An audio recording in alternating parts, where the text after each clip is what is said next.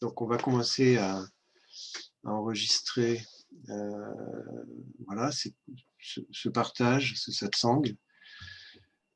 Alors, bonsoir aux personnes qui sont là pour partager aussi leurs questions. Alors, j'ai envoyé le lien à ma sœur, là, je viens de lui envoyer, qui fait du yoga, qui était un peu intéressée de savoir ce que c'était, comme tu avais dit que tu pouvais. Oui, oui. Alors, je ne sais pas si elle aura le temps de se connecter ou pas là parce qu'elle est dans les Pyrénées, mais bon, au cas où, si tu vois arriver un nom que tu ne connais pas. D'accord, d'accord. Non, non, je l'accepterai, je l'accueillerai avec plaisir. C'est le but, hein. C'est de partager. J'ai eu l'occasion, moi, en ce moment, d'écouter des personnalités qui ont les mêmes questionnements, comme Christophe André ou comme le Dalai Lama, Mathieu Ricard, etc. Enfin bon. Donc il y a beaucoup de gens qui s'intéressent à ces questions, de plus en plus. On les invite même, ces gens, on les invite même. Je voyais ça dans des grandes compagnies d'assurance les invitent, des mutuelles d'assurance les invitent, qui s'intéressent à la santé physique et mentale. Donc c'est intéressant, ça devient un sujet de société, alors qu'il y a 20-30 ans, c'était quand même assez différent. Moi, quand j'ai commencé à m'y intéresser, c'était quand même des petits comités. Il y avait des gens qui rassemblaient. Jean Klein, c'était mon instructeur. Il rassemblait quand même pas mal de personnes quand il faisait des stages. Mais ce n'était pas l'audience qu'on a maintenant avec des salles. Il y a des bon, évidemment, le Dalai Lama, lui, il a déjà une audience très importante par sa position. Mais on sent bien que les gens maintenant sont beaucoup plus intéressés par ces questions. Et c'est bien. Alors, si vous avez, vous, une question, moi, je suis prêt à l'entendre.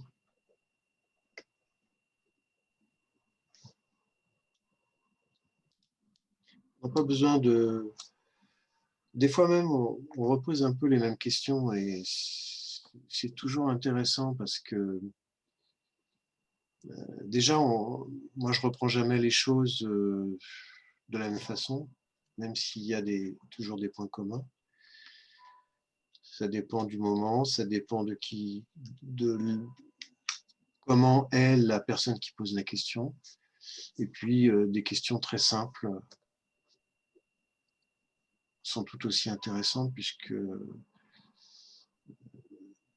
on s'intéresse à la vie de tous les jours. Alors moi, récemment, je me suis un peu interrogée sur la conscience, hein. Oui. Et du coup, sur le moment présent, parce que dès qu'on est conscient, finalement, le moment est parti. Enfin, dès qu'on est conscient d'une émotion, souvent, elle est déjà aussi en train de partir. Donc voilà, tout ça me paraissait éphémère. Et puis à la fois, il y a beaucoup de choses qui sont dans l'inconscient et qui ressortent beaucoup dans les rêves. Alors voilà, c'est un peu vague, mais autour de ça, voilà, je m'interroge un peu. Oui. Déjà, le conscient, on ne connaît que le conscient, bien sûr. Et puis quand on parle de l'inconscient, c'est un concept qui envisage qu'il y a des choses qui agissent en dehors de la conscience. Mais ça reste un concept, même s'il y a une réalité dans le fonctionnement, ça reste un concept, mais on ne vit que la partie consciente. On ne vit que cette partie-là. Par exemple, vous vivez votre présent, vous êtes conscient d'un certain nombre de choses, Et pourtant, notre patrimoine génétique agit, le corps agit en permanence et on n'est pas conscient. Je crois qu'il y a presque 4 millions de cellules qui sont créées à chaque seconde. On n'en est pas conscient. Donc il y a beaucoup de choses et pourtant ces cellules, en partie, ce sont les cellules du cerveau et qui nous permettent de penser et de vivre justement l'instant présent. Donc, il y a beaucoup de choses qui fonctionnent sans qu'on en soit conscient. Notre cœur fonctionne, on n'est pas forcément conscient. Dans notre approche, qui n'est pas une approche qui sert à comprendre les choses comme le fait un scientifique. Le scientifique cherche à comprendre pour établir des lois, des règles qui permettront ensuite d'agir un peu de l'extérieur d'ailleurs, pour faire, ça peut être pour faire des médicaments. Donc un scientifique peut aussi essayer de comprendre techniquement comment fonctionne la physique, etc. Nous, dans la compréhension qui nous intéresse, c'est une compréhension qui serait transformatrice instantanément. C'est la compréhension, c'est-à-dire c'est ce qu'on appelle plus la vision. Dans les textes hindous, en sanskrit, qu'on appelle les Védas. Védas, ça veut dire vision.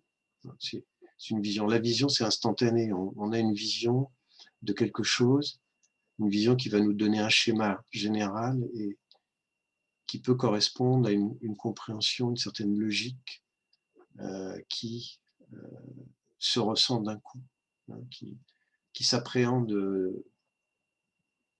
en une seule fois, en même temps qu'il y a un côté synthèse. C'est plutôt ces compréhensions-là qui nous intéressent que des compréhensions qui se développeraient dans un bouquin entier. Et des compréhensions qui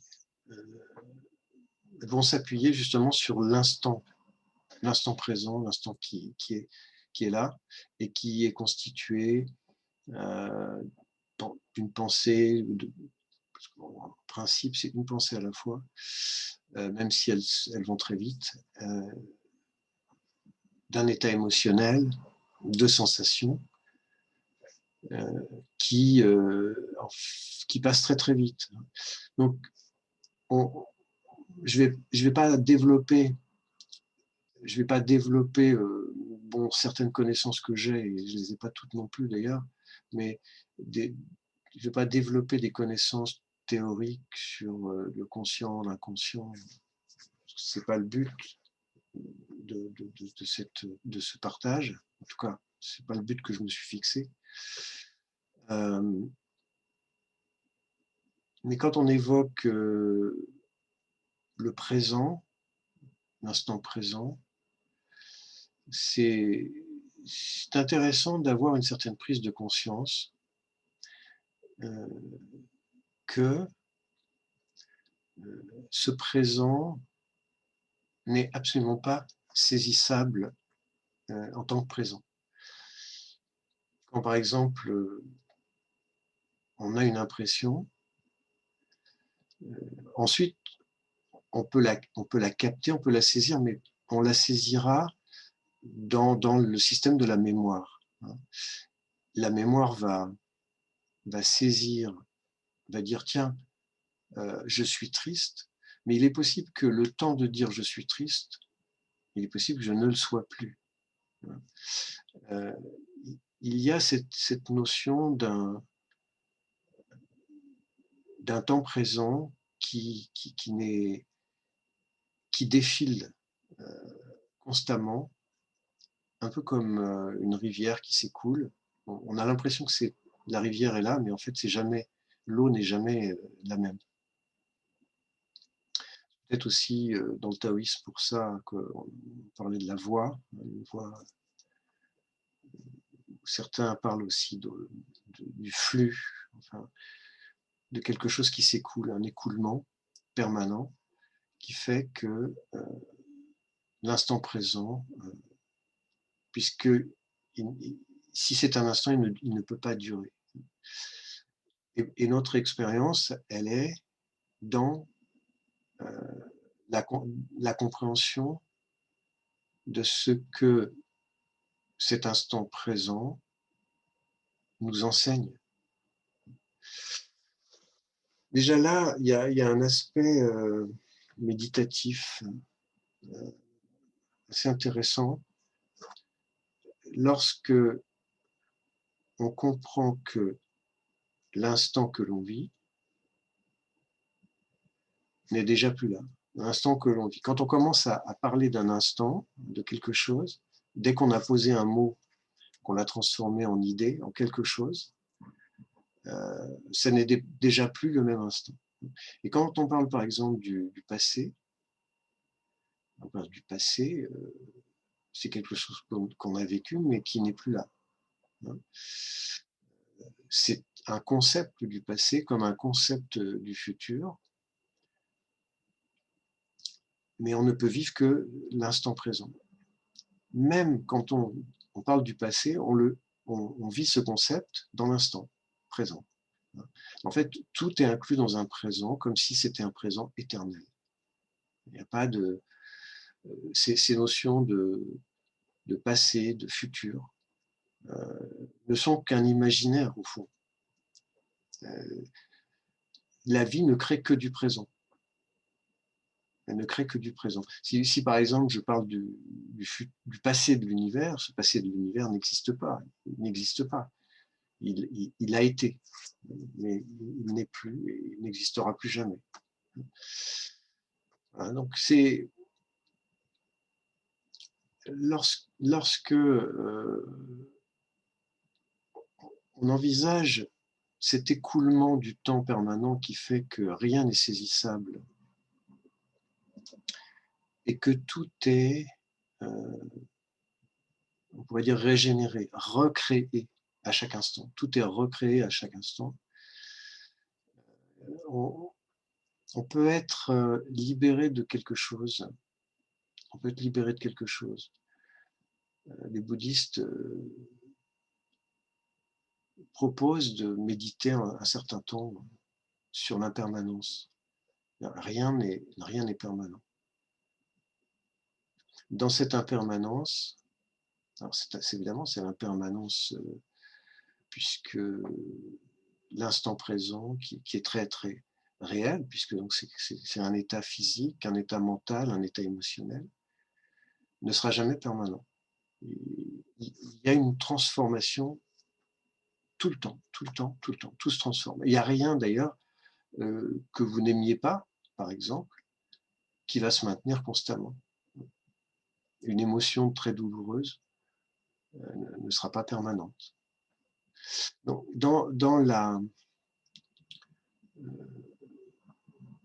dans cette approche très objective que tout ce que l'on connaît est déjà passé, parce qu'au moment, à l'instant même où vous voudriez saisir votre instant présent, il est déjà passé. Ça vous rapproche de ce que nous sommes vraiment. Ça nous rapproche de ce que nous sommes vraiment et ça nous éloigne de nos croyances, des croyances de ce que nous sommes. Parce que nous croyons être une personne, un individu fixe, permanent. Notre corps n'a pas de permanence. Hein. Je vous disais tout à l'heure, presque 4 millions de cellules sont créées en une seconde. Mais ça veut dire que le même nombre de cellules sont détruites en une seconde. Notre corps est en train de se recréer constamment.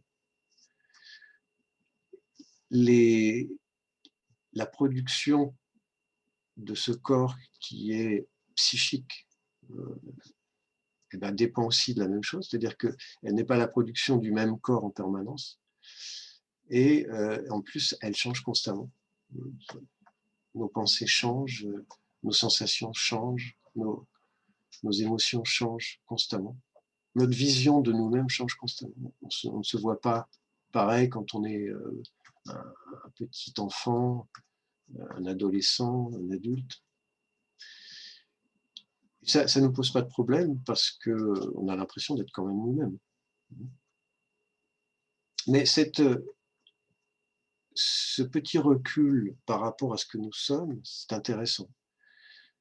Ça, c'est le genre de vision globale qui peut nous amener une compréhension meilleure, peut-être pas de ce que nous sommes, mais de ce que nous ne sommes pas. Il y a beaucoup d'enseignements spirituels qui disent que nous nous découvrons en découvrant ce que nous ne sommes pas. Que petit à petit, le progrès de notre connaissance, c'est de nous débarrasser des connaissances illusoires. C'est ce que nous ne sommes pas. Nous avons cru être ceci ou cela, et puis au fur et à mesure, nous n'y croyons plus.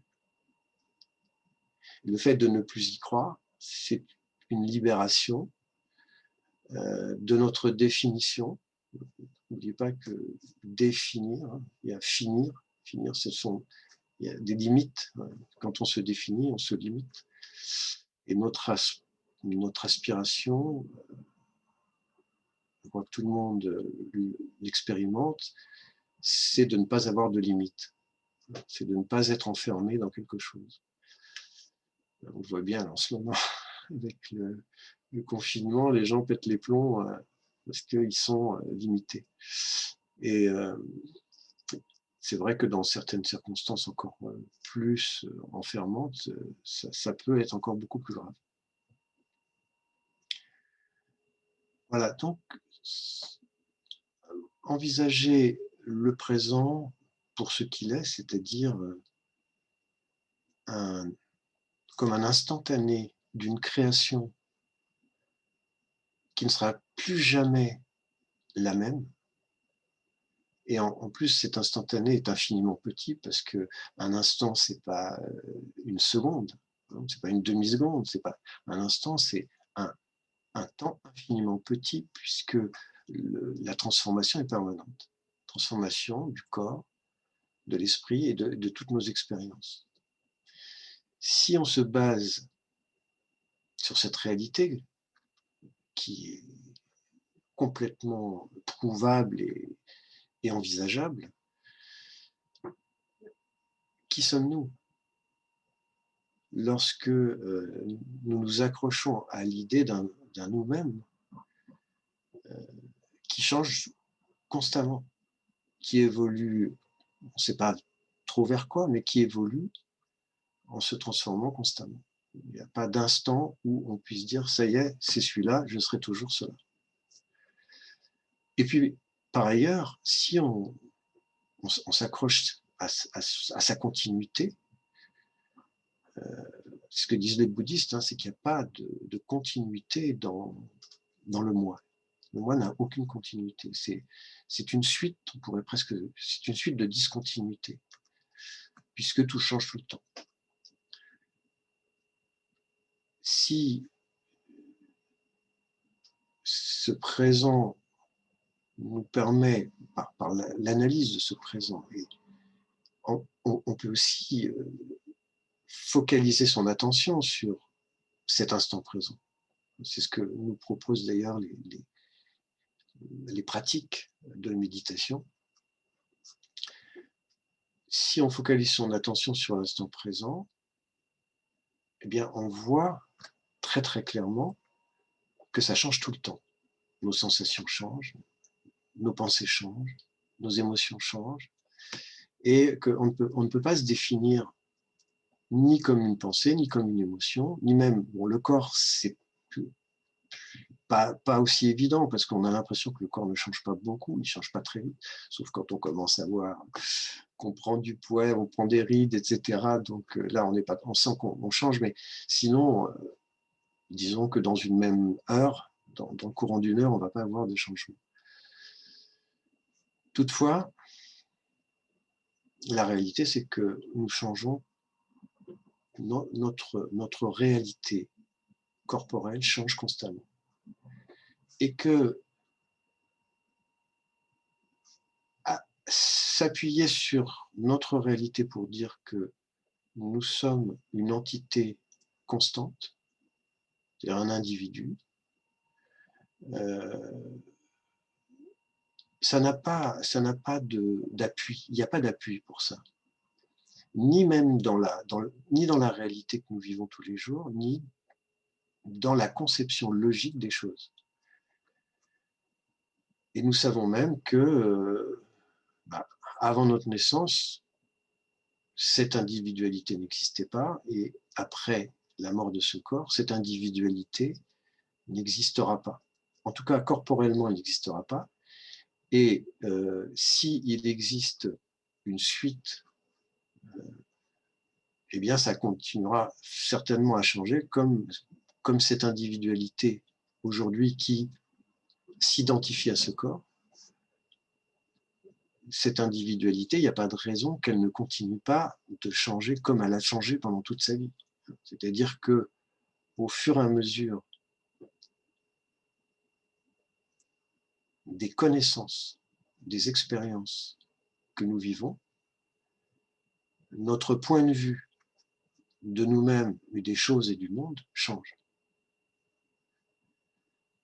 Et c'est une bonne chose. Je pense que c'est justement,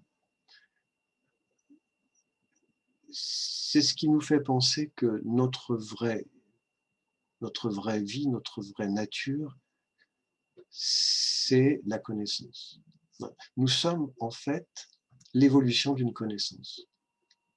En prenant la connaissance comme comment je connais les choses, comment je vois les choses, comment je me vois, comment je vois le monde, comment je vois les autres.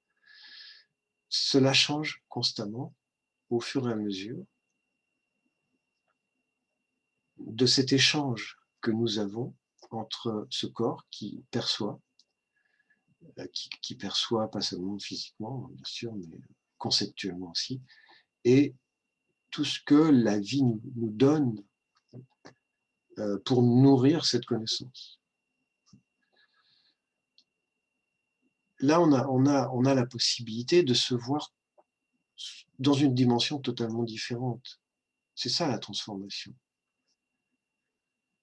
Si on se voit comme un corps, et uniquement comme un corps, on va avoir peur toute sa vie parce qu'on sait que ce corps va mourir. On va avoir peur aussi quand il se dégrade, quand il tombe malade. Si on se voit comme un individu social qui doit absolument satisfaire la société, on pourra avoir des satisfactions, mais aussi des déceptions, et en même temps, on saura qu'au fur et à mesure, on ne pourra plus satisfaire la société parce qu'on va perdre ses facultés intellectuelles, etc. Donc c'est aussi un drame. Ça, ce sont des croyances limitantes.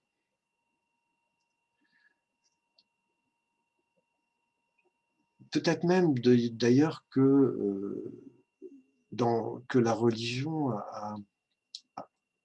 a proposé des croyances très limitantes.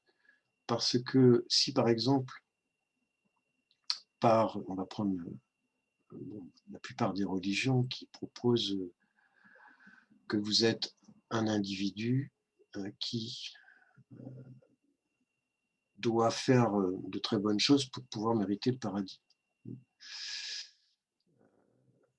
Vous pouvez aussi avoir peur de ce qui va vous arriver si vous ne faites pas ce qu'il faut. Et en plus de ça, vous vous sentez comme un peu obligé de répondre aux tâches qu'on vous a données, qui sont peut-être pas du tout celles qui sont peut-être pas dans votre nature d'ailleurs, et vous voulez sauver la peau de quelqu'un, qui est cette âme individuelle. Encore une façon de se limiter à une âme qui serait individuelle et qui, dans un intérêt, je dirais presque capitalistique, va essayer de capitaliser des valeurs pour avoir un droit d'entrée dans un lieu où tous nos problèmes seront réglés. Là encore, il y a un enfermement complet, parce que, d'ailleurs, je discutais une fois avec c'était drôle, parce que c'était un monsieur qui tenait un restaurant, un musulman, et donc on discutait de la religion, et il disait que pour lui, toute la religion était basée sur la peur. Hein. Tout était finalement basé sur la peur. Alors c'était intéressant que lui dise ça, parce que je crois que c'est vrai, qu'on peut le voir,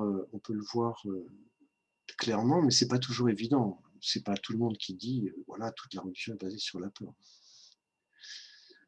Mais au fond, la religion, si la religion nous donne une voie pour sortir de la souffrance de la vie sur Terre pour aller au paradis, évidemment, tout est basé sur la peur de ne pas y aller.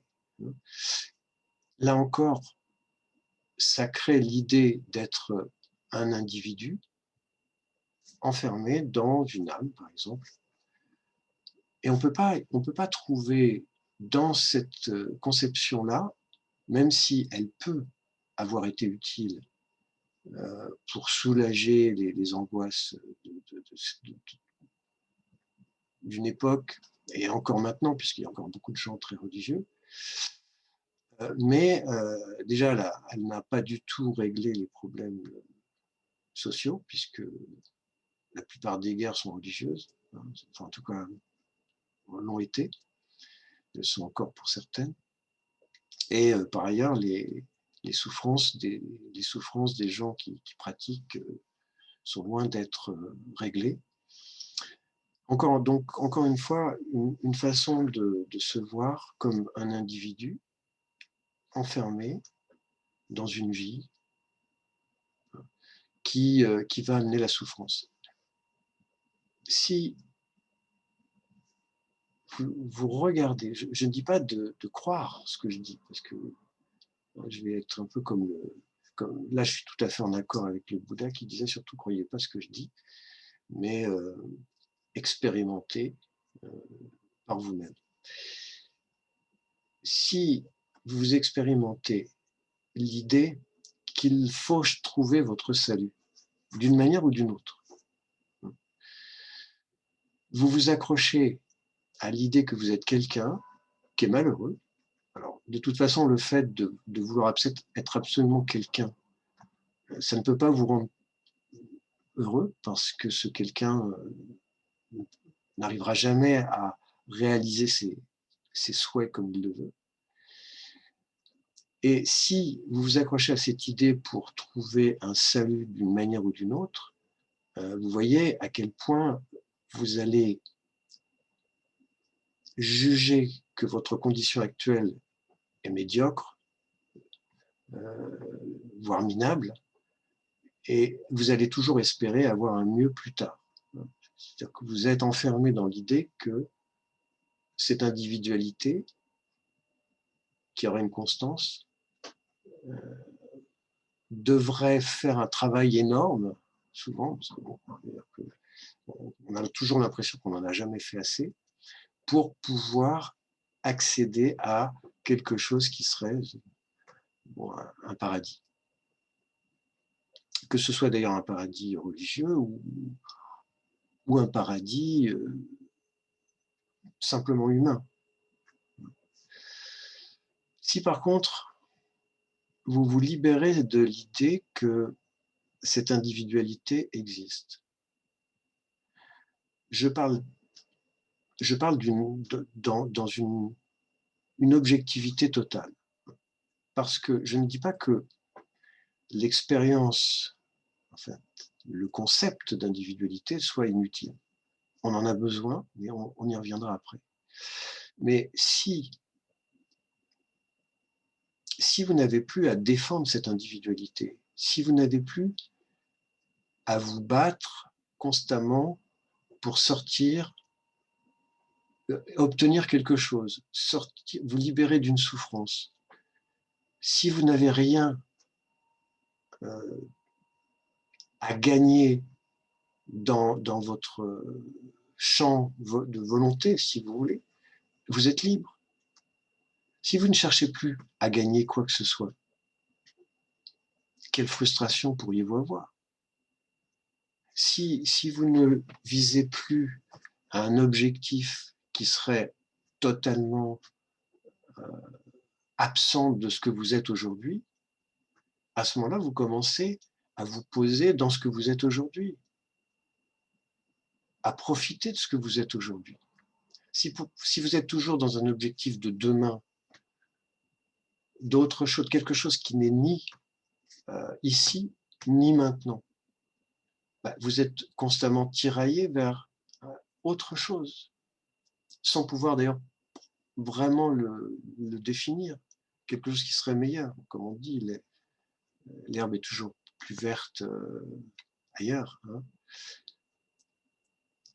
À partir du moment où vous pouvez ne plus vous préoccuper de votre propre sort, soit en tant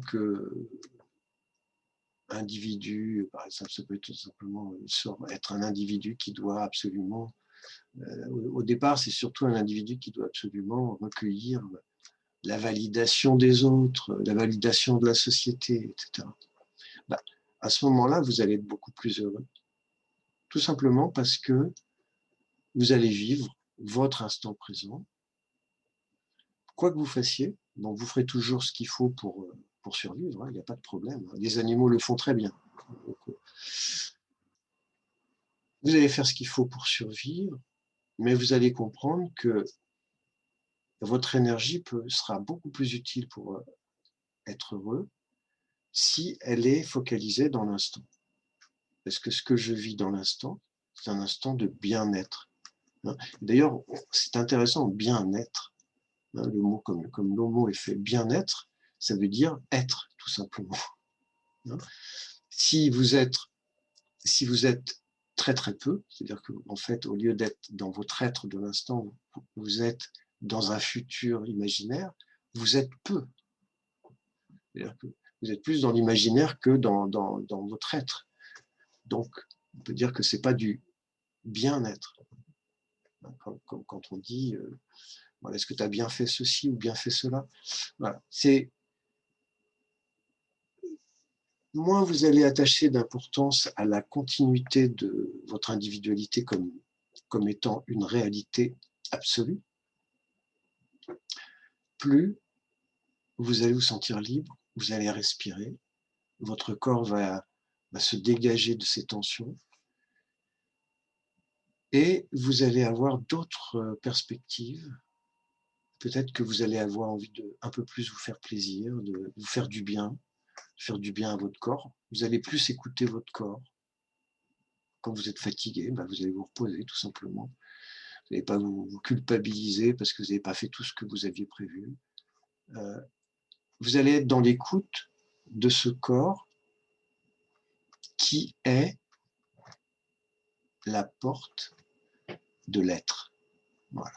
Ce que vous êtes parle à travers votre corps.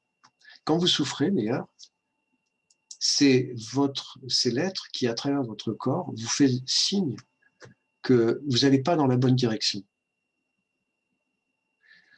On ne l'écoute pas, et c'est grandement justifié par l'idée que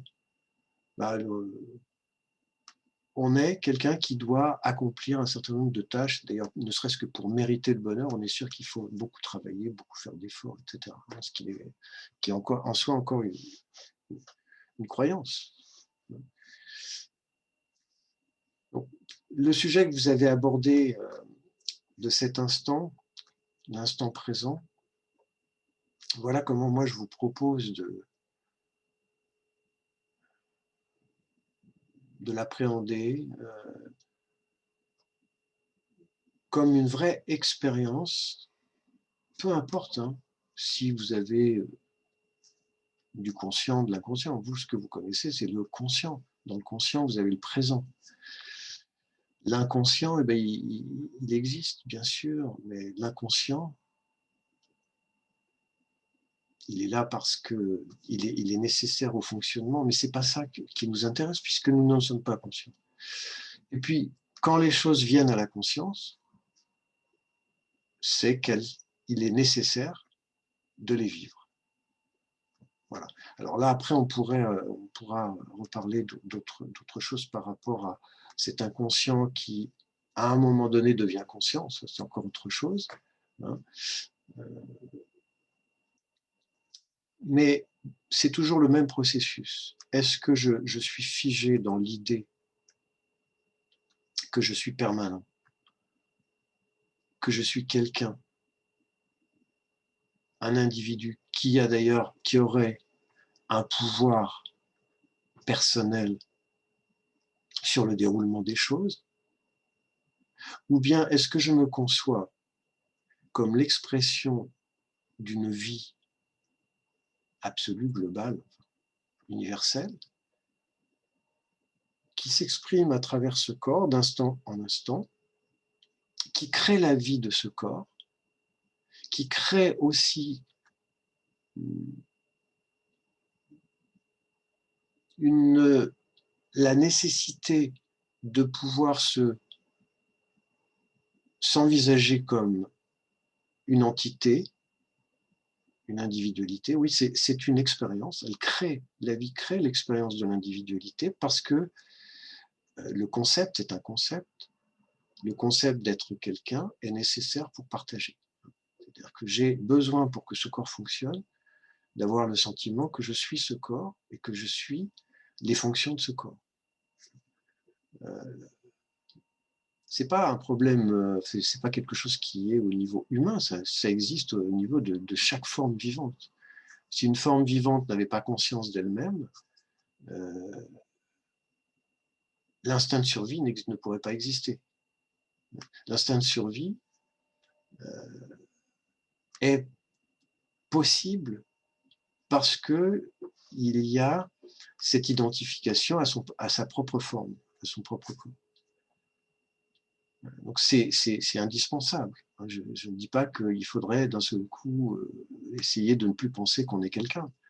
Être quelqu'un, dire je suis moi, c'est la seule possibilité qu'on ait d'identifier l'expérience corps-esprit de notre propre corps et de mettre cette expérience en avant par rapport aux autres pour la survie de ce corps. Si un animal dans la nature est face à un prédateur, il saura très bien faire la différence entre lui et le prédateur. Et c'est grâce à ça qu'il va développer ses capacités à survivre et de reproduction en reproduction, finir par créer ce que nous sommes. N'oubliez pas que nos ancêtres sont ceux qui n'ont pas fini dans le ventre d'un prédateur avant d'avoir produit, avant de s'être reproduits. Sinon, ceux qui ont fini manger avant de se reproduire ne peuvent pas être dans la lignée de ceux qui existent aujourd'hui. Donc il faut bien qu'il y ait cette notion d'individualité, même forte, pour survivre. On posait la question à Swami Vivekananda, qui était un grand disciple de Sri Aurobindo, donc un très grand yogi, et on lui disait mais qu'est-ce qu'il faut faire lorsque si on est dans une guerre sur un champ de bataille face à quelqu'un qui est prêt à vous tuer. Et donc il a répondu il faut tirer le premier. Voilà. C'est normal, c'est la survie. Même si on est yogi, il n'y a pas d'autre solution au niveau de la vie. Alors évidemment, si on fait l'inverse, ça s'arrête là. Mais si tout le monde faisait ça, il n'y aurait rien. Il n'y aurait pas de vie. Voilà, donc à la fois, il y a cette expérience, on peut très bien vivre l'expérience du moi très forte, avec l'instinct de survie très fort, l'accepter, plus que l'accepter, l'accueillir complètement comme un outil, comme une ressource.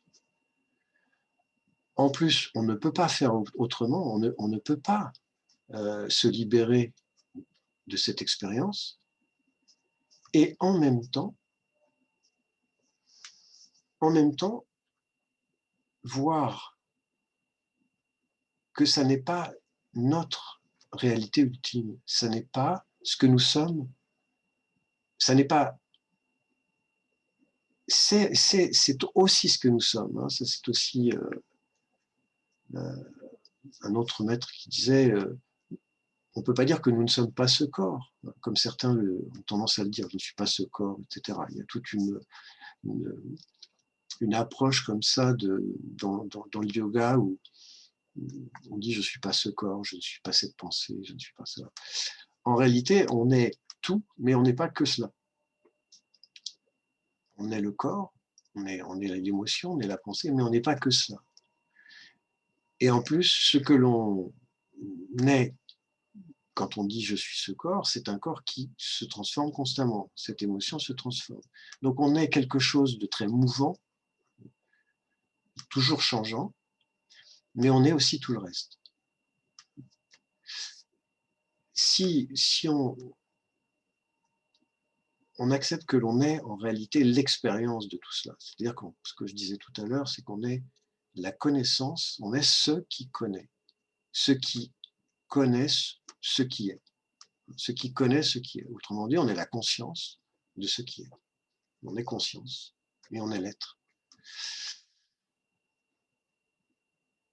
Ça nous rapproche d'ailleurs du nom que dans la Bible, dans l'Ancien Testament, se donnait le nom de Dieu qui est « Je suis celui qui est ». Et si vous êtes celui qui est, que vous le savez, donc vous êtes la connaissance de celui qui est. Donc, ce sont des intuitions qui ont toujours été, qui ont été retransmises à travers les religions.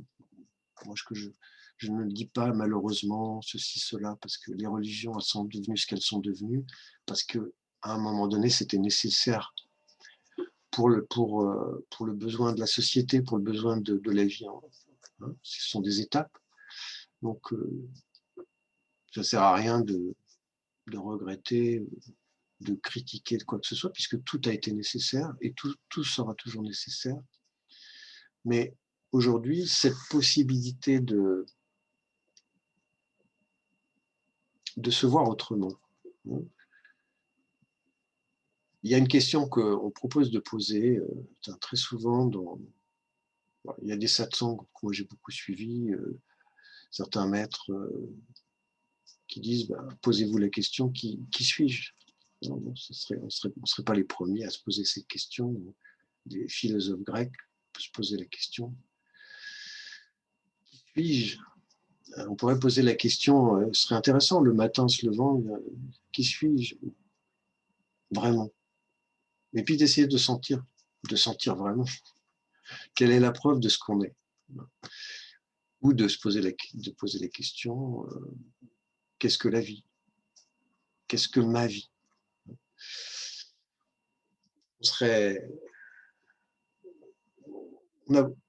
Est-ce qu'on va trouver une réponse à cela?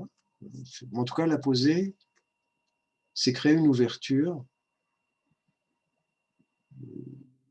dans laquelle on aura une quasi-impossibilité de se contenter des croyances que l'on a aujourd'hui. Si vous dites « je suis ce corps », oui, ok, mais ce corps change tout le temps. Voilà. Toutes ces questions-là,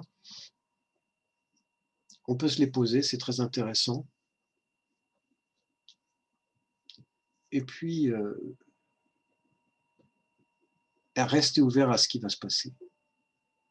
Juste ce qui va se passer dans votre expérience intérieure.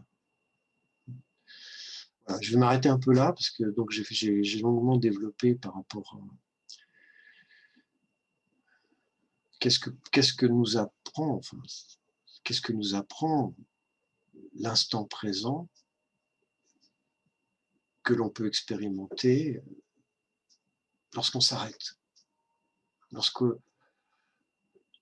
s'arrête d'agir. C'est l'objectif de la méditation, même si on n'a pas forcément besoin de la méditation pour s'arrêter d'agir, pour s'arrêter spontanément dans certains moments de sa vie. Voilà, je vais vous laisser un peu réagir à ça. Si vous avez besoin d'éclaircissement, s'il y a des choses qui n'ont pas été suffisamment claires.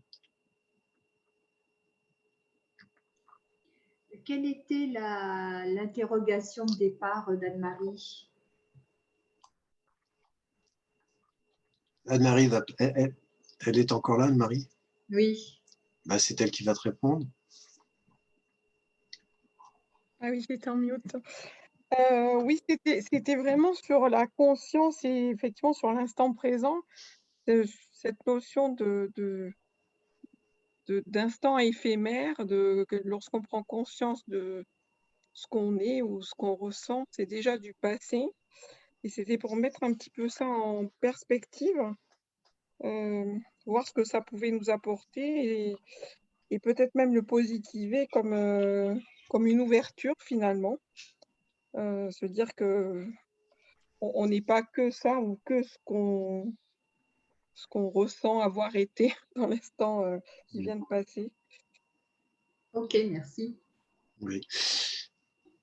Alors, ce qui est intéressant, c'est que, en fait, s'arrêter dans l'instant présent pour observer, parce que là, il n'y a pas de moyen, c'est pas volontaire, on peut pas dire tiens, je vais penser au présent. On peut simplement s'arrêter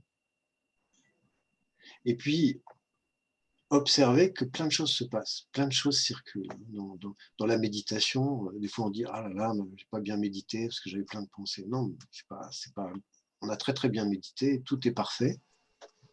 On a juste pris conscience que il y a quelque chose qui coule tout le temps, quoi, qui s'écoule tout le temps, avec plein de choses, et que toutes ces choses,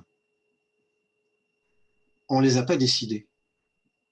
Alors, quand vous vous arrêtez dans une méditation, déjà, bon, vous ne décidez pas de respirer, ça respire tout seul. Vous ne pouvez pas arrêter de respirer. Vous ne pouvez pas arrêter non plus votre cœur. Vous ne pouvez pas arrêter les 4 millions de cellules par seconde. Bon, mais ça, on ne s'en rend pas forcément compte, mais vous ne pouvez pas arrêter le défilement des pensées, le défilement des émotions. Et sur le cours d'une méditation, même si elle est courte, à aucun moment, vous allez pouvoir décider de la pensée qui va surgir ou de l'émotion qui va surgir. Tant que tout ce qui se passe est agréable, vous allez avoir l'impression que c'est ce que vous avez désiré. Parce que, au fond, vous ne désirez pas autre chose que quelque chose d'agréable. Et puis, quand quelque chose de désagréable va surgir, vous allez vous rendre compte que vous ne contrôlez pas, parce que ce n'est pas ce que vous voulez. Donc, vous pouvez considérer que vous ne voulez pas ce qui se passe, et là, vous dites, je n'ai pas le contrôle. Mais c'est ça que vous allez voir. Donc, l'observation de l'instant présent, sans objectif particulier, sans vouloir orienter dans un sens ou dans l'autre, va vous apprendre ce que vous êtes vraiment, mais pas ce que vous êtes avec des définitions, pas ce qu'on vous a dit qu'il fallait être,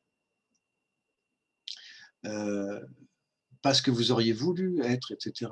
Ça ne va pas vous apprendre ce que vous êtes en tant que forme définie, ça va au contraire vous apprendre que vous n'êtes aucune forme définie, que vous êtes une vie qui est mouvante,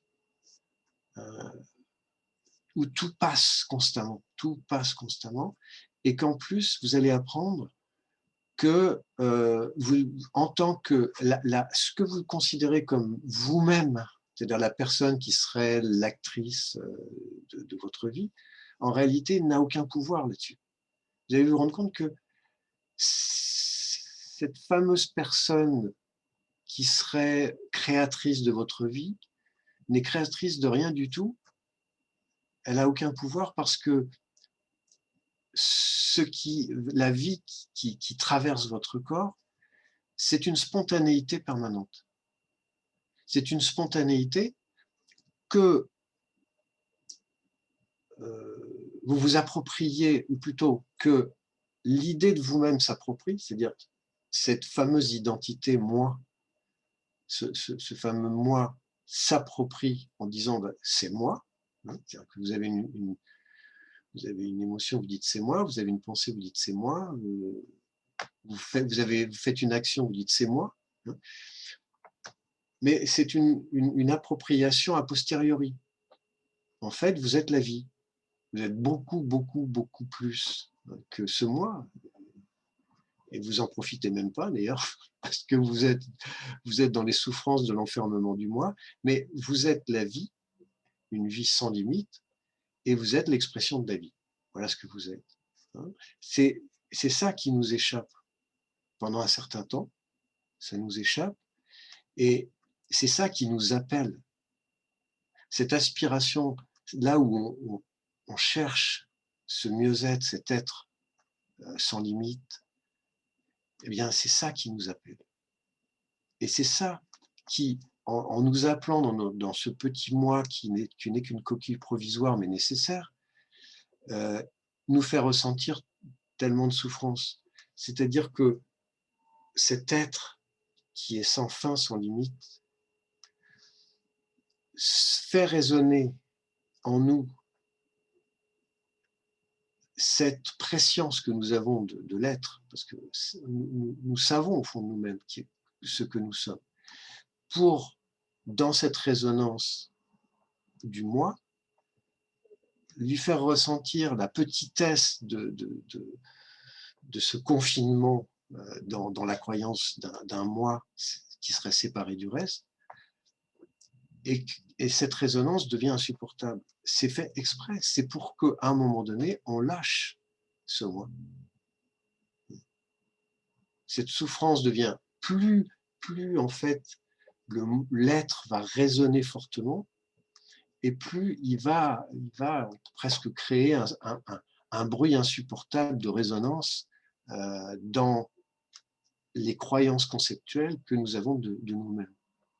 Et c'est comme ça que nous allons lâcher ce qui brûle, nous allons lâcher ce qui nous enferme. Nous allons même, ça va exploser ce qui nous enferme, comme un poussin explose sa coquille, hein, ou comme une noix sous la poussée du germe intérieur va exploser la coquille de la noix, même si elle est extrêmement solide. Ça passe par une pression très très forte à un moment donné pour pouvoir passer à autre chose. C'est ça que nous sommes. Alors le fait de pouvoir l'envisager, vous voyez, c'est un schéma que je vous donne, c'est très concret. Eh bien, ça a un pouvoir transformateur. C'est-à-dire que ça va vous faire lâcher d'autres façons de vous voir. Nous sommes en fait comme... alors, l'univers est toute chose. C'est une graine qui grandit et qui va avoir besoin de coquilles successives, de corps successifs, de structures successives sur lesquelles elle va s'appuyer pour créer des structures de vie très corporelles, très physiques, pour pouvoir expérimenter une nouvelle connaissance. Quand cette connaissance est expérimentée, elle doit se débarrasser des structures, hein, comme par exemple un enfant au départ, on le porte, après il va essayer de marcher, il va devoir se passer des protections de la maman pour pouvoir se développer, hein, etc. Puis après il va être, à un moment donné, il va devoir presque s'affirmer contre ses parents pour pouvoir se libérer de cet enfermement que certains parents d'ailleurs maintiennent, etc., pour grandir. Et puis, on peut avoir besoin, pendant un certain nombre de générations même, d'une structure religieuse qui nous donne une certaine idée du monde, et puis ensuite on s'en libère pour passer à autre chose, etc., etc. Donc, ce ne sont que des étapes de dimension en dimension de plus en plus grande de la connaissance. Parce que ce qui change, finalement, ça n'est que notre point de vue des choses. Le corps n'est qu'un support provisoire qui permet à la connaissance de grandir.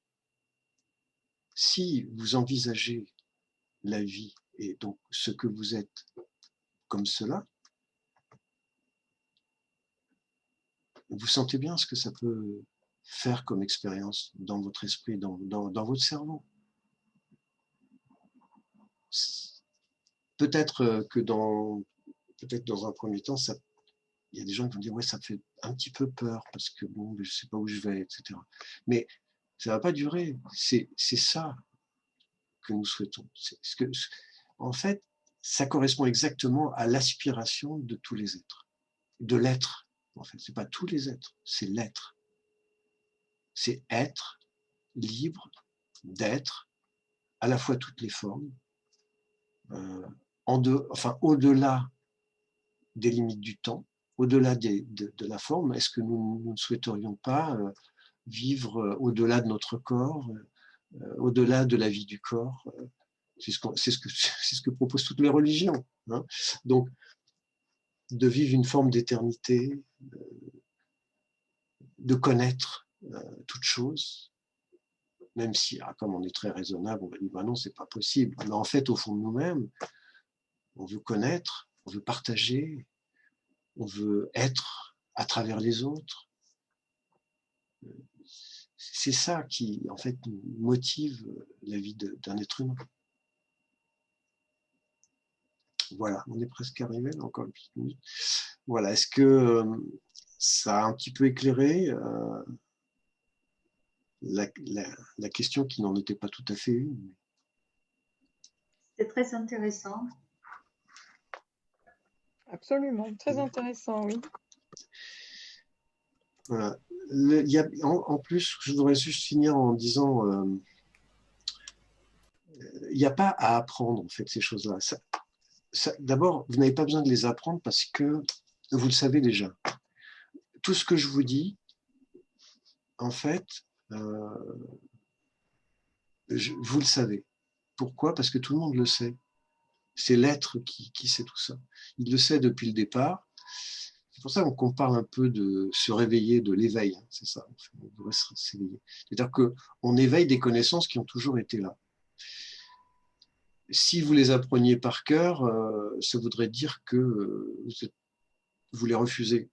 Vous n'avez pas besoin de les apprendre par cœur parce que vous pouvez même les oublier parce qu'elles sont en vous et qu'elles viendront en vous spontanément au bon moment. Et en plus, vous vous les approprierez, mais dans le bon sens du terme. C'est-à-dire que vous sentirez que ça vient de votre plus profond de vous-même. C'est pas quelque chose que quelqu'un d'autre a dit.